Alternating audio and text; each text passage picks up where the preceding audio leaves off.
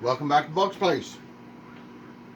I picked up all the stuff that I needed today for to do the apple crumbles, and hopefully that'll be tomorrow. Right now, I'm just going to demonstrate on how you break down a full tenderloin. We picked these here up at Walmart. Full tenderloins, Angus. So now you can basically pick off the top part of the fat cap that's onto it. You might need to cut a little bit. You want to get down to the silver skin. So you just haul it all off till you get to the chain. The chain will either be on one side or the other, depending on what side the cow will come off of, if it's the left or right. When it comes up to here, you got a bit of muscle content that comes down through this end. So for get that to see it, you got to cut away some of the fat. You'll know, because when you're coming up, you'll see this part here. You know that you're into it there. That's the chain there. As if people are talking about the chain in industry, that's the chain that comes off tenderloin. You can take that and use that for hamburger meat, expensive hamburger meat at that, but still. Or you can break down there's still meat muscles into this here. You can break that down, as you see right here. This here's the tail. This here's the other part of it. This here's the chain. That's the meat that I just hauled off of the other one because I just done one. So that stuff there we're going to save for stir fry. So you just break it down. That's off the chain. You can almost haul this away with your hands, right? Just another quick touch with the knife. You're going to open this part of it off, up on the top part on the head. I know it's not technically a head, but still, that's what we call it. You're going to get this here, this silver skin here got to come off. Then on this end of it you got fat, so you can just rub your knife until you hook into it. Then you can haul that there off too. But you got to get the silver skin off, because that's going to be really chewy and not really nice. The easiest way to do that is just dig in, lift your knife up as you're doing it, grab hold to the silver skin, all back. That's all silver skin. Try not to dig in too much. You just want to shave it basically, because you don't want to give up too much of your good meat. And get this one here out of it. I'll show that to you afterwards. That's on the chain part.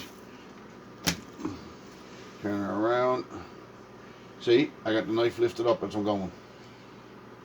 You don't want to take off. Try not to bite off too much at one time. You want to try to keep it so that it's as smooth as possible. But like I said, this stuff's got to come off.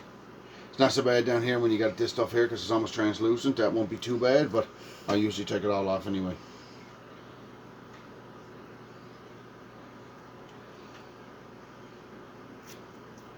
Because you lift up on your knife when you're trying to get the silver skin off.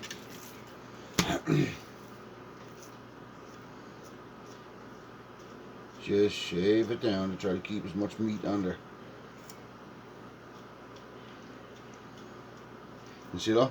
You can see the silver skin comes right on down through. You can see the vein into it. Usually what I do, try to work it on both sides. And you can feel when you're almost to the end of it, and you can just pop it out of it.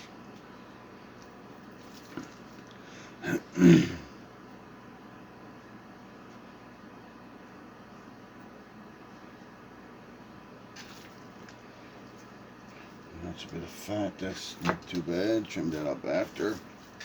Now, just very slowly bring into the chain part here.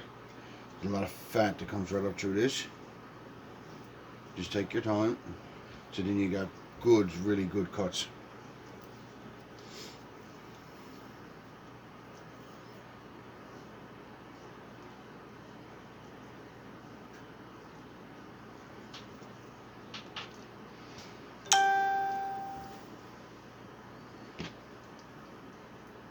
So that's good there. Just a bit of silver skin here got to come off.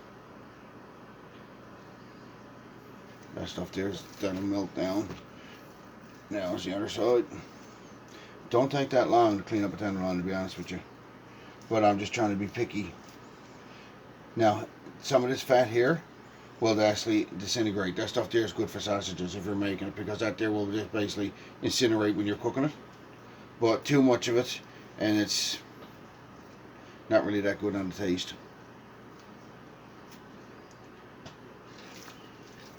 So now I'm just going to scrape this here down a little bit. See? Fat comes right off it. Like I said, if you're making sausage, you can use that right for that.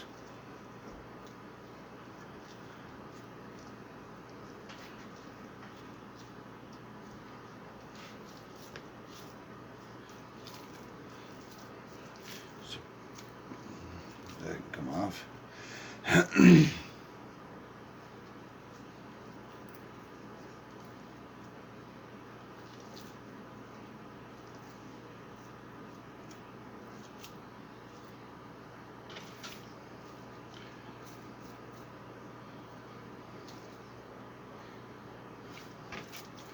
And you always flip it over, because on the top part, there's silver skin here too. It's only one small bit of it. Right there.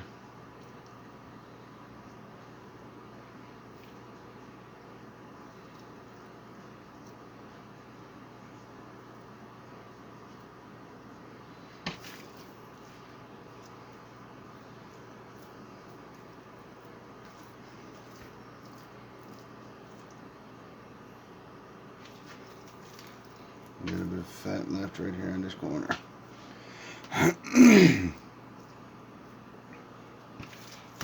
So, now they're done.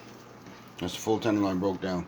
You always check on the back end where this here was correct connected to the ribs and see on how much fat was onto it. Down here in the tail part, you got a bit of fat, so you just basically shave it. You don't want to lose too much of your meat. So now we're going to cut this up now for steaks. So you can still get, for home, you can still get a half decent sized steak out of it. Now I cut that one there because I wanted to get the top part hauled off. So make it a good steak out of it. I should get one or two more. These here should be close on 8 ounces.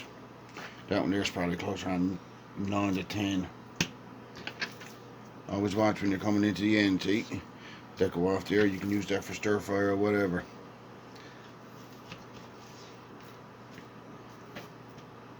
They're probably 8 ounce steaks.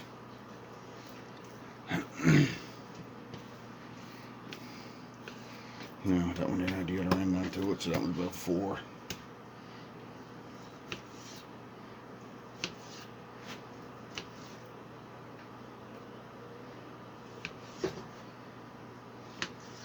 I'm cutting a little bit bigger because he's starting to come off, come down.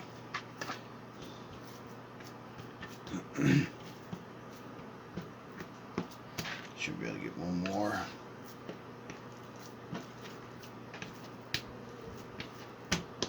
And that's the tail will go there.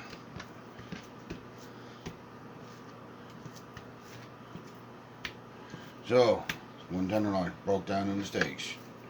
Not a big, huge one, mind you. 1, 2, 3, 4, 5, 6, 7, 8, 9, 10 steaks out of it. It's not bad. I won't complain, considering we're having steak tonight for supper. So, if you liked it, don't forget to comment and like, and hit like. Hopefully tomorrow night you'll see one come up with apple crumble. That's the next thing. Gluten-free one at that. And I've had a couple years of practice because my son loves them. Alright, signing out. See you later.